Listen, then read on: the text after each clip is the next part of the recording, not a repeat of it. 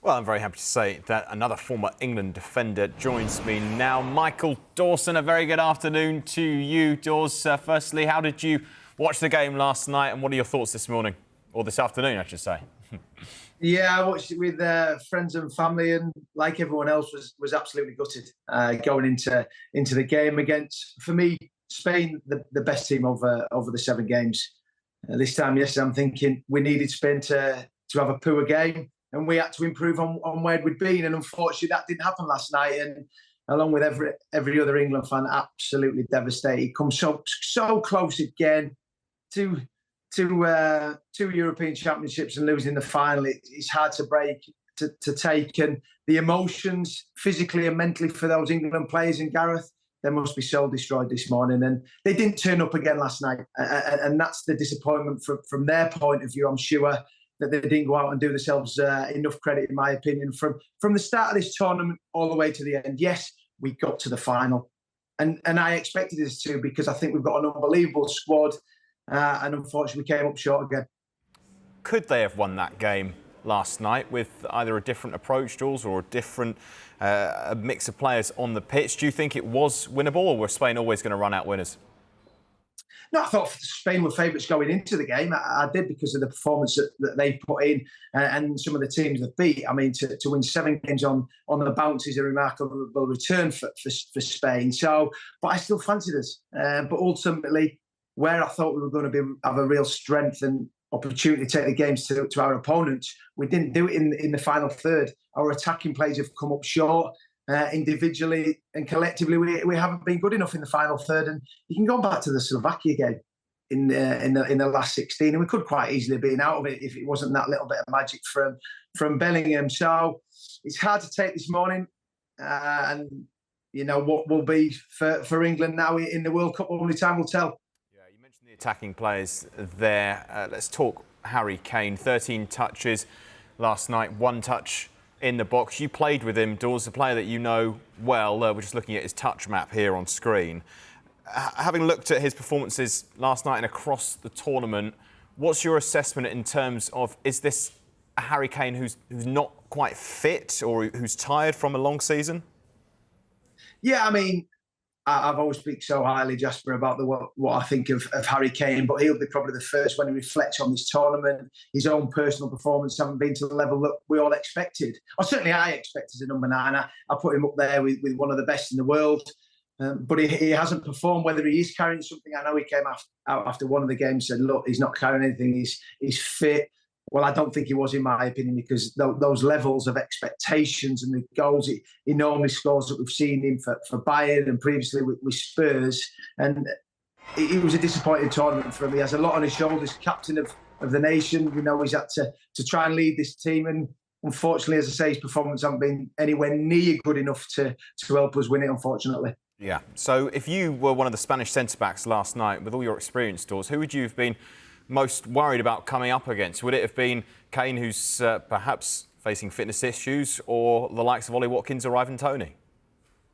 Yeah, I mean, look, it was no surprise for me that Harry Kane started. I would have started Harry Kane in every game, and look, he was changed after 60 minutes. Ollie Watkins comes on. He's a different kind of threat. I would have brought Ivan Toney on probably a little bit sooner, but all 3 players are different. I see Ivan Toney very similar to Harry Kane. He pins the centre half, where Ollie Watkins wants to run in behind. And we've seen that final opportunity when Bellingham drills the ball into Ollie Watkins, takes a touch with his left foot. He just couldn't get it under control. Where we saw it against the Netherlands, where he got his great finish and was here, unfortunately, just couldn't be that last night.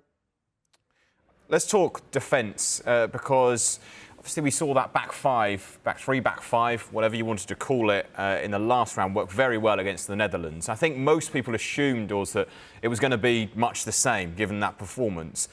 For a lot of the game, I thought perhaps that, or certainly for the start, I imagined that we'd line up like that. And then it appears that we actually maybe, or England, I should say, went to a 4 at the back. Is that your reading tactically of what we were actually doing at the back, or do you know if it was a 4 or a 5?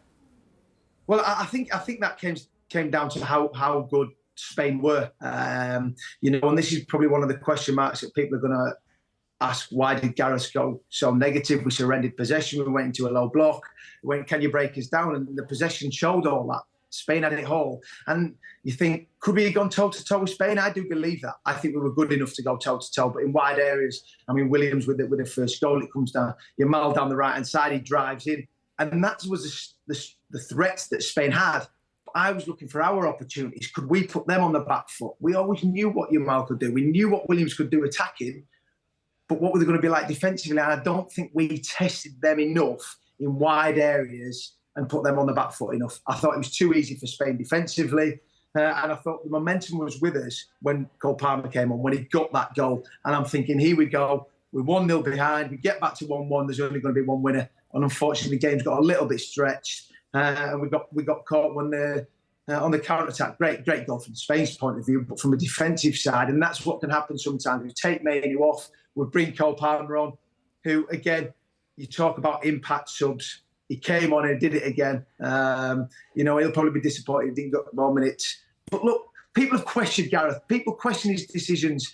And sometimes it frustrates me. As an ex-player, as a pundit now, we can all have opinions. But what Gareth has done, he's been in 2 finals and we've come up short. And that's hard to take as an Englishman. It really, really is. But how many other managers have done what Gareth Southgate has done? There isn't. So I'm a big Gareth Southgate fan. He's going to have to take the criticism for people saying he's negative at times. And I think the players have to take some responsibility as well, because he sets them out, they go and perform. And unfortunately, these players that I speak so highly of when I come on here, Jasper, we just didn't perform. And unfortunately, on the night, we weren't good enough to bring it home. Do you think there's any risk that there's trying to squeeze too many players in to the starting 11 in terms of the squad depth is one of England's massive strengths, obviously, but could it be that the 11 on the pitch aren't actually your best 11 players and you go for something which works more cohesively? I'm just trying to think, how do you introduce Cole Palmer, who's impressed every time he's come on? He looks forward with his passing and he's contributed assists and goals as well in big moments now. How do you get him involved? And do England need more of an identity, do you think, that's consistent throughout the tournament like Spain? Yeah, but I think Gareth has tried to do that, Jasper. There's been times when I've been calling for players to be maybe dropped. A Phil Foden, who I said before this tournament, he got Premier League Player of the Season last year. How do you drop him? And one thing with Gareth is very, very loyal. And it's come good. Saka got his goal when maybe he might have been taken off. Bellingham gets the goal against Slovakia. He maybe makes changes. And as I say, this time of year, everyone thinks of managers. We might all have different opinions. We might have all played different players in different positions. But it's hard. You can only play 11 players. And Gareth has to live by those decisions. Maybe Cole Palmer should have played more games. But where do you get him into the team? Are you going to drop Bellingham? Are you going to drop Foden?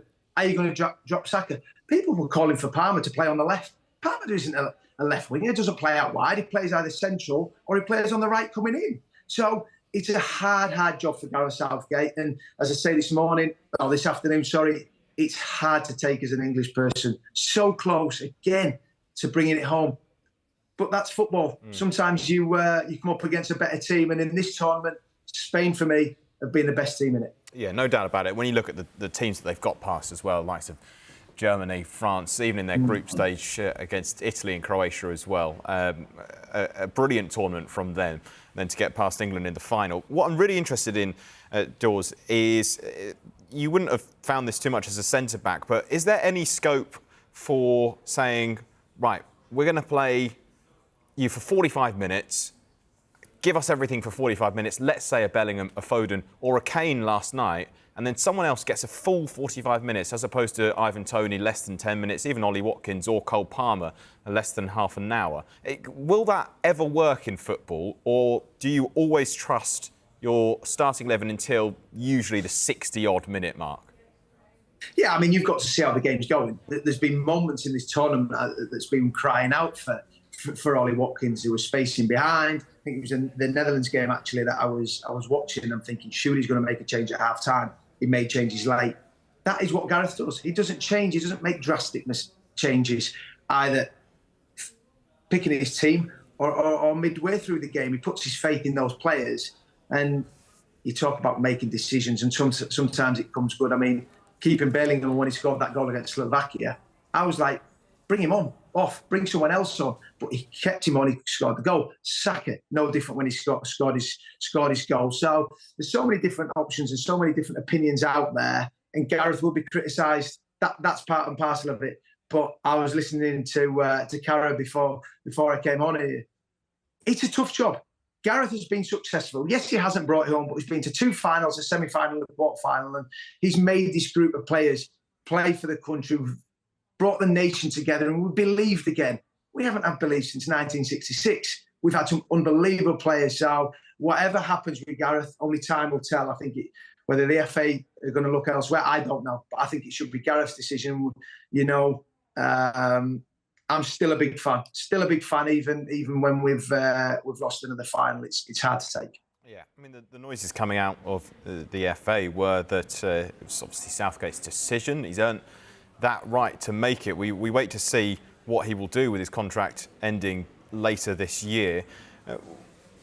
What do you think in terms of if he does decide to leave this role, Dawes? Is there anyone who could come in and actually do a better job than he is doing at the moment? Someone who's available. I mean, a lot of people have been saying, you know, get Pep Guardiola in, etc. But that might not actually be realistic. Is there anyone who's realistic that you think could come in and better or continue this development that Southgate's put in place?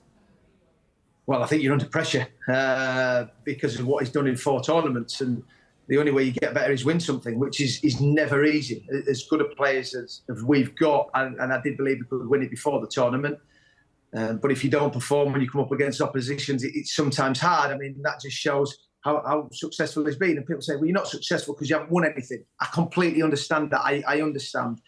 But whoever does come in, if Gareth isn't going to be there, I think he should have the opportunity to sit down with the FA and see his thoughts where they go. I mean, you saw him after the World Cup in 2022. Was he going to go? There was talk of him leaving then. You're under scrutiny when you're England manager. And if it is Gareth, he'll be under scrutiny for the next World Cup in 2 years' time. So it's not an easy job. We all expect, we all hope. But as I said, I'm a fan of Gareth, and I'm gutted for him. I'm gutted for the nation, every fan who's been out there, and those players. So I think it's wrong to be speaking about other managers coming in at this moment in time when Gareth's still in there as England manager. Yeah. Finally, I want to end on what I think will be a positive note, Dawes. I want to talk to you about centre-backs, because there was a lot of talk coming into this tournament with Harry Maguire having to miss it through injury, with who would step up and replace him. We've seen Mark Guéhi come in. What have you made of his performances? What do you think of the future of England's centre-backs pairings with the likes of Stones, Guéhi and Ezri Konsa we've seen step in as well this tournament? Yeah, I mean, that was a question mark that before the tournament when Harry Maguire wasn't there available to go. You're talking about players coming in who Mark Guéhi, who I'm a big fan of, but he hadn't played an awful lot of England games. He wasn't playing in Europe. He'd been playing in the Premier League, of course, at Crystal Palace, but you're now going in to play for England. You go into a tournament, you're under scrutiny, and people are already, before it even kicked a ball, defensively, we're not going to be good enough. We've got no left back because Luke Shaw's going to be out. But I think one positive in this tournament that we can really take is Mark Guéhi. I think he'll be in and around the England squad for many, many years. And John Stones as well, guided him. I'm a big fan of him, the experience. And those two were, as a pair, were very good. Konsa, when he came in for the game when Mark Guéhi was suspended, with another good performance. I think in a left-back position, Kieran Trippier did a job for us, never let us down. But I think that was a position where we probably missed an out-and-out left-back for large periods. Down that left-hand side, the opportunity in the attacking threat we didn't have. But Mark Guéhi can certainly come out of this tournament with his head held high. And it wouldn't surprise me now if an awful lot of clubs come sniffing for him. Champions League clubs I'm talking about now, and that's no disrespect to Crystal Palace, that the club there that he's at, the recruitment, the money they paid from him. But I'm sure he's going over after this tournament. It's devastated as anyone else, but it was a proud tournament for him, I'm sure. Yeah, absolutely, Dawes. The wait begins now for the World Cup in 2 years' time. Thank you very much for coming on this afternoon and speaking to us.